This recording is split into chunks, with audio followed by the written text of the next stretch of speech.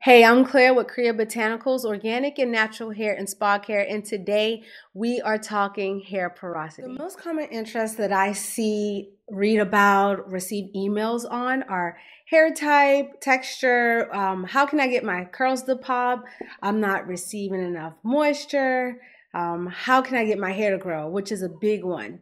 And these are common concerns for naturals and new naturals. However, I want us to go a little deeper into natural hair care and not trying to put those things to the side, but let's go deeper and address why a person may not be receiving enough moisture or able to retain that moisture. We focus so much on hair types and what products to use to get that perfect curl. But you may have two people with similar hair types. They use the same product and it may work for one and not the other.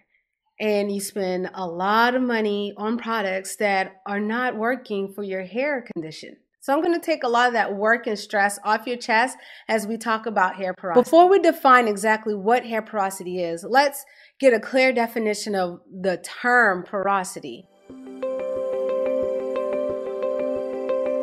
Porosity refers to the state of being full of pores and permeable, meaning the ability for liquid, air, gas, chemical, etc. to pass through a material. Porosity is a term in which the voided space of material is measured by determining the percentage of the total volume of the material that is made up of that voided space. Now, within that space, high or low porosity will determine the way that material performs. Now, this explains porosity as a whole for any material, but let's talk about hair porosity.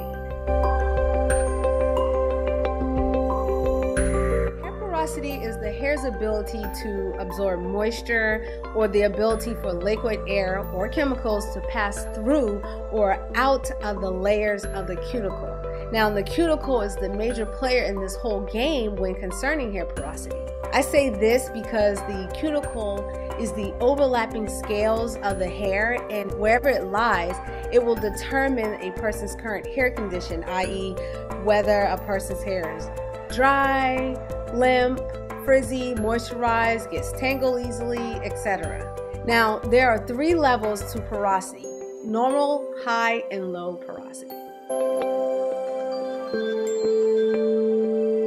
Normal porosity is the level that one strives for. I hate to say it like that, but it's because the cuticles are normally healthy.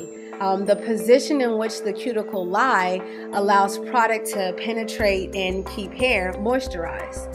For the most part, with this level, the hair is shiny, smooth, soft.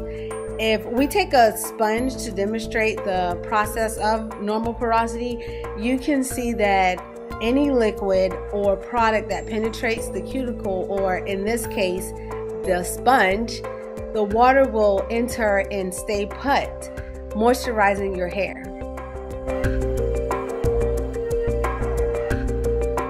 High porosity is when the cuticle is very porous. This is the level where hair is dry. It can lead to breakage, even damaging your hair from the root. The appearance of the cuticle in high porosity hair may look uneven or frizzy because the cuticle is raised and lifted. The cuticle is opened willingly to receive moisture and then some more moisture.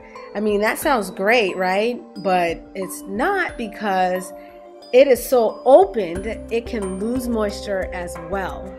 And this is what causes dryness and other damage to your hair. Think of it as a cup that has holes in it. Like, imagine pouring liquid into this cup. The cup is taking in moisture, but then you notice that it's leaking. This is a great illustration to show you how it may look if you're washing or putting products into your hair if you have high porosity hair. You're not holding on to that moisture that you need. High porosity hair tends to tangle easily due to the fact that the cuticles are so raised. High porosity can definitely be due to genetics, or in a lot of cases, a result of adding excessive heat, chemical treatments, relaxers, texturizers, or even color. The key to high porosity hair is that it needs protein and or sealing to bind the cuticles together to retain the moisture. With low porosity hair, the cuticles lie flat, are very tight or compacted. Because of this, the cuticle will most likely not allow for liquid, air, chemical treatments, or product to penetrate that hair shaft. Now, this can cause product buildup because the product is just sitting on your hair. Have you ever experienced or have seen someone else with oil on the neck or on the side of their face? And then you have to wipe it off with a towel, and then you notice more is dripping down.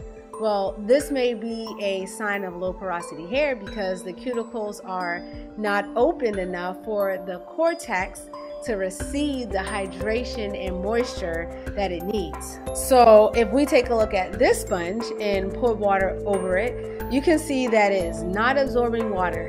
It still looks dry. There's no expansion, nothing.